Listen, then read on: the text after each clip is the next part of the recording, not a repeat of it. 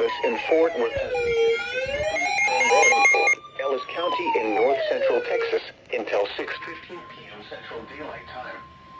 At 5:13 p.m. Central Daylight Time, a severe thunderstorm was located near Midlothian, moving southeast at 30 miles per hour.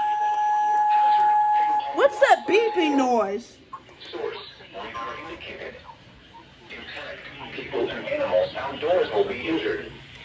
Expect damage to roofs, siding, windows, and vehicles. Locations impacted include Grand Prairie, Mansfield, Cedar Hill, Waxahachie, Ennis, Midlothian, Glen Heights, Red Oak, Ovilla, Venus, Ferris, Palmer, Oakleaf, Mayfield, Bardwell, Alma, Bardwell Lake, Garrett, Bristol, and Pecan Hill. This includes the following highways: Interstate 35 between mile 392 and 410. Interstate 45 between mile 244 and 266. Finally, this thing For your activated. protection, get inside a sturdy structure and stay away from windows. Are you serious right now? Unrecognized message again?